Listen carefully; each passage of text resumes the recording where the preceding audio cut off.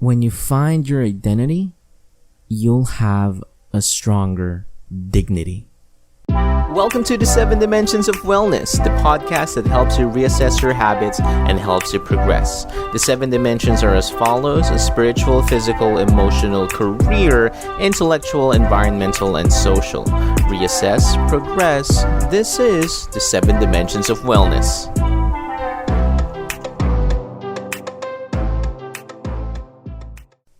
Welcome back to the 7 Dimensions of Wellness. Hey guys. I miss you. It's been a while. Yeah, it's been a while. I've been away, just focusing on other things. I have a vlog now. Subscribe to Jerome Paul Blogs. This is a channel wherein I give a taste of the communication training I can give. Tonight's dimension will focus on physical. This dimension is all about taking good care of our body. The title says it all. Yes, my friend, I finally quit drinking. Thank you. It was one of the scariest things that I've ever done, but overall, I'm really proud of it. I'm really proud of it. Since this is going to be a solo podcast, I'll be asking myself the questions that I've prepared, and I'll be answering them so that you'll know where I am in this whole self-improvement journey that I've been taking since the beginning of the podcast. Here we go. Why did I quit drinking? I want to be a good example for me, for those who I love, and for those who listen as I show my vulnerability in various platforms, Spotify, YouTube, Facebook, Instagram. I recently shared that I became a godfather. In our religion, this is someone who helps the child, along with the parents, guide, hone, and shape their religious values. Being a godfather is a B-I-G, okay, you heard me right. It's a B-I-G, big responsibility, because we need to be a good example, inculcate good habits, and gush the good will. See that? I'm really, I really love acronyms, so that's B-I-G. Attending my godson's baptism brought new perspectives on how I approach my life decisions. I also had this beautiful realization recently during work. I was teaching one of my students the difference between an independent clause and a dependent clause. You know how it is, right? Like an independent clause, these are clauses that expresses a complete thought. Like I am strong, you're love, I am Groot.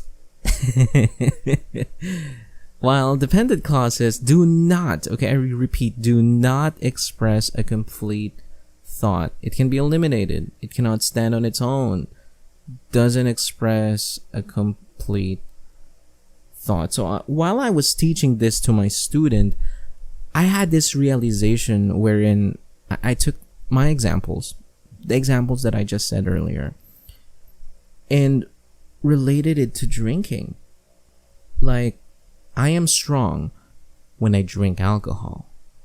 If you get drunk and wasted, you're love. I learned all of these. Okay, I gathered all of these while I was teaching a kid. Oh, goodness. While I was teaching. So, after that class, I eventually sat down and had time to reflect. I learned that I should examine the dependent clauses in my life. Because with or without the presence of alcohol, we are strong, we are love, and we're responsible. Okay, I know what you're thinking. What led me to start drinking in the first place? Well, well. This goes back to my childhood. Oh God. I think the issues that we deal with now often stem back to our childhood. But what led me to start drinking is my failure to adapt in a new environment. Because I grew up in a small community. The proximity of the house, school, and mall was great. It was really short. Travel time was not a problem at all. Hey, even the people. Well, the people are not short, but the people practically knew me. I really felt safe. But then college? Man, that was something else. It was a paradigm shift that I wasn't able to adapt. It was a massive community. The proximity of the house, school, and the mall was terrible. It was really terrible. Travel time was hell. God. Okay, I kid you not. Okay? I was once stuck in traffic for 5 freaking hours in a rush hour. I started drinking because people come and go. I was devastated by it, man. I was. Everything was fast-paced. There was no room to chat. If there was room to chat, it will probably be about someone asking you, "Hey, can I copy your homework? Oh, is our professor present in our class today? I might not be able to make it today. I gotta use the computer to." I started drinking because I felt alone. I never really had a community. I never really had the right people who I can vibe with. Eventually, I did find a community. It changed my life. And that's another story to tell. But at the time, I was looking for friendships, not a network. I started drinking because I was scared. At the time, I thought I was coping, but I wasn't. Pop culture led me in normalizing drinking as a coping mechanism. So, what was it like? Quitting. What was it like, man? As I said earlier, it was scary. It was really scary. I was honestly afraid. I was afraid that I'll be treated differently for choosing to quit entirely. Most of my friends have their own respective reasons on why they drink and why they still drink. Okay, all due respect. Love you guys. I just feared about my social status. I know. I feared my social status. I know it's wrong, okay? I know it's wrong, but I couldn't help it at the time. I constantly asked questions like, am I still going to have friends? Or are they going to judge me? But here's the kicker, okay? Here's the kicker. How are they going to perceive me? Yeah.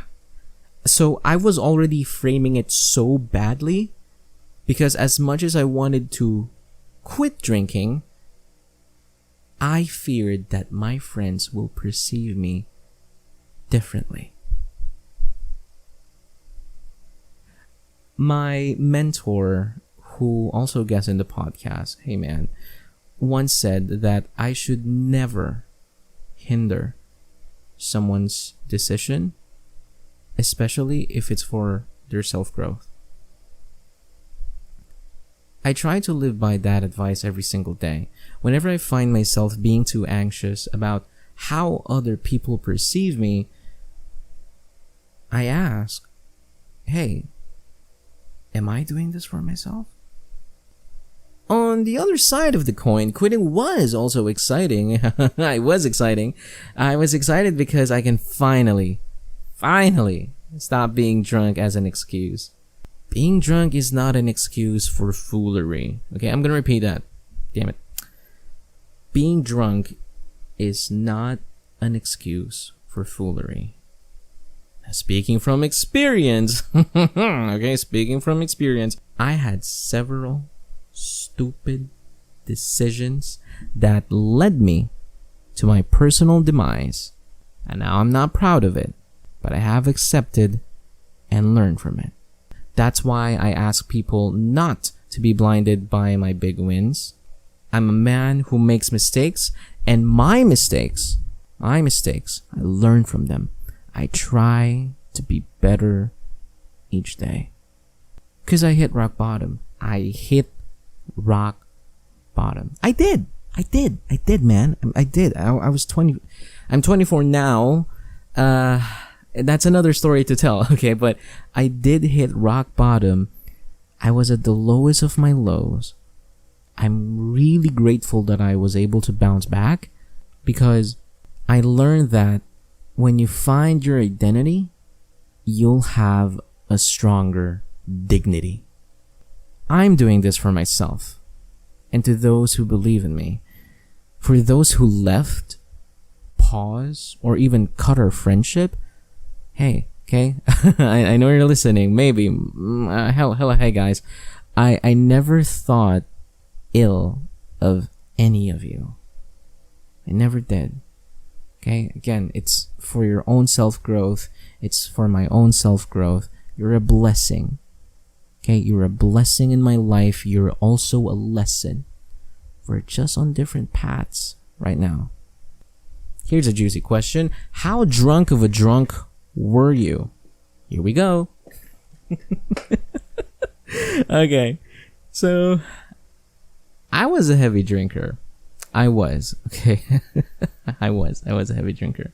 My friends even coined a nickname, Tito Jerry. Tito Jerry! Yeah! Tito is a Filipino word for uncle. I drank various types of alcohol, some of which I hate, okay, some of which I hate. I really don't like cocktails. I really don't, please, okay? It's kind of like a chemical concoction mixed to a big bottle, and then like, oh, what's this? Oh, it's color blue. Okay, I'll just drink this color blue. It will get me drunk anyway. I'm thankful that I was able to pinpoint my moods in drinking, though. Like, here are a few examples. Beer is my go-to drink. It makes me more talkative.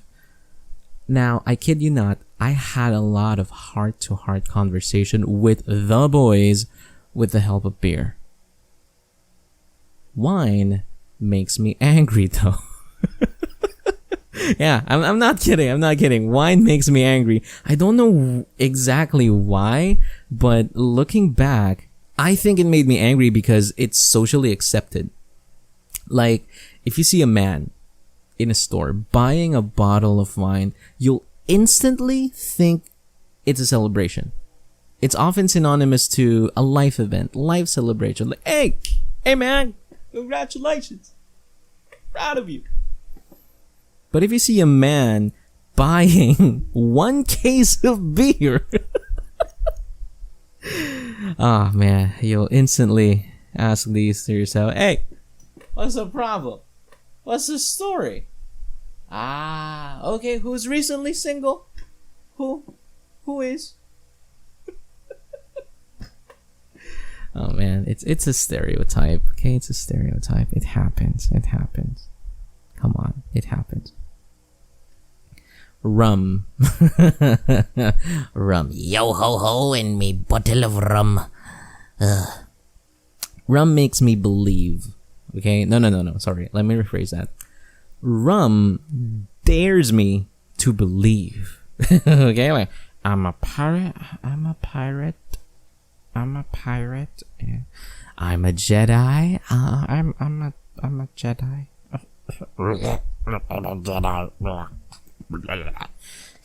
Can I make a new language? I can make a new language. I can make a new language. Hey! Mirror.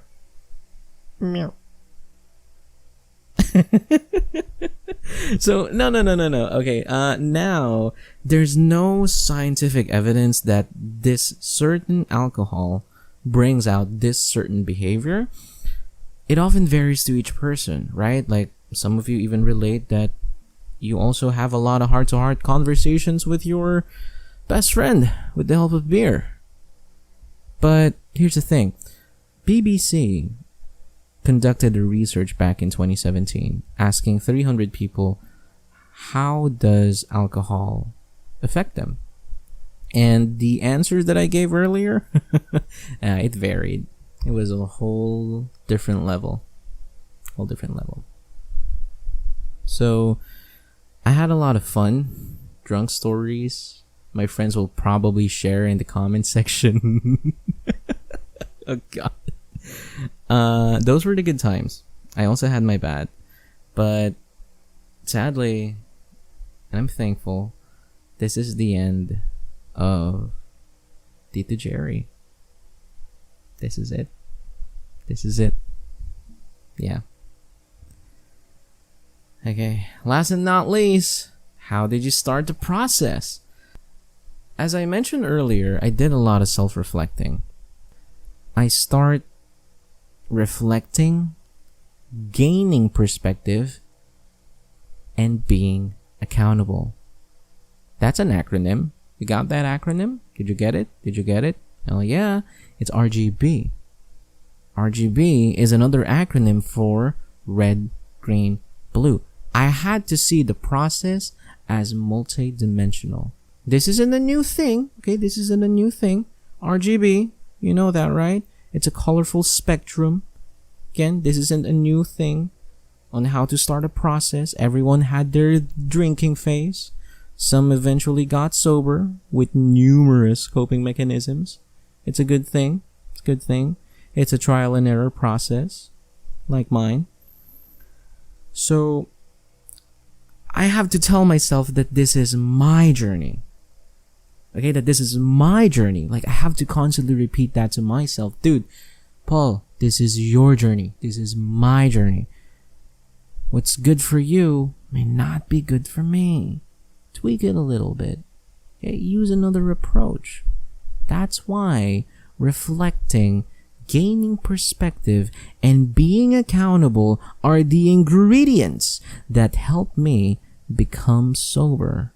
Because by the end of the day, I am accountable for whatever it is that I do. And you are too. Journaling. Okay? Journaling. I've expressed the power of journaling in multiple episodes now. Hell, I even had a few guests who loves journaling too. So you gotta write it down. Okay? Journaling, write it down. I write things down. Writing is a good way to identify a problem, narrow down what's causing it, and give concrete solutions. That's plural, okay? Give concrete solutions. Journaling helped me objectify the issues I'm dealing with. Now, I'm gonna be a little bit nerdy with this one, okay? A little bit nerdy. Heads up. So there's this Greek word called akrasia. Okay, I might mispronounce the word, but akrasia. Okay, akrasia. It translates to lack of self-control. It's known to be the weakness of the will, wherein we only act in what we believe best interests us. That's a lot of S's. Yeah. So speaking from experience, I know for a fact that drinking is unhealthy. Okay, it is. Come on. It's not healthy. I was blinded by pleasure. I had people around my life, even in my family, who always tell me that drinking, it's not a good vice. It's not a good coping mechanism. But eventually down the road, I've considered it, you know? So that was my will being weak and all that. Because I had to sit down on this thought, okay, this week that, hey, why did I just quit drinking now? Why was I not able to do it before? What's different now? Was it my will? Or is it how I see things when I start journaling better? I was able to sit on that. I also remember writing a 5-page essay of why drinking is unhealthy. Dude, akrasia, okay, I'm gonna make it simple. Akrasia is the failure to practice your conclusion. This is the failure to practice your conclusion. I fail to practice my conclusion. That's why you have to try your best in being specific. Now, I know what you're thinking. Paul, you already said it earlier. What's good for you may not be good for me. Journaling may not be good for me. Hey, it's okay. Right? It's okay. No worries. No worries. You can also find multiple coping mechanisms that you can try. Okay, there are others out there. You just have to gain perspective. So, as you journal, you have to ask yourself, is this quantifiable? Is this measurable? You're susceptible to fail if you're not goal-oriented. When you find your identity, you'll have a stronger dignity. And that is why I quit drinking. I'm happy that I'm sober. I am. I really am. I really don't want to cry. Oh, and this is just my first take. This is my first take. Yeah, I just had to cut in between because I was burping a lot. So, right. This is cool. This is cool, guys. Thank you. Thank you for tuning in. Again, if you really like to support the podcast, please follow us on Facebook, Instagram, YouTube, Spotify. We have TikTok, but TikTok is inactive lately. So you just share some love on Spotify, YouTube, Facebook, and Instagram. Okay? All good. So if you also like, please subscribe to my vlog on YouTube. That's Jerome Paul Vlogs, wherein I give communication training. Just a taste. So I'll be seeing you next week. Yeah. Thanks, guys. Thank you for being patient. And that's it for this episode. If you'd like to support the podcast, follow us on Facebook, Instagram, YouTube, and TikTok at Runaway Podcast. Subscribe to the podcast, share the podcast, Runaway with Runaway Podcast.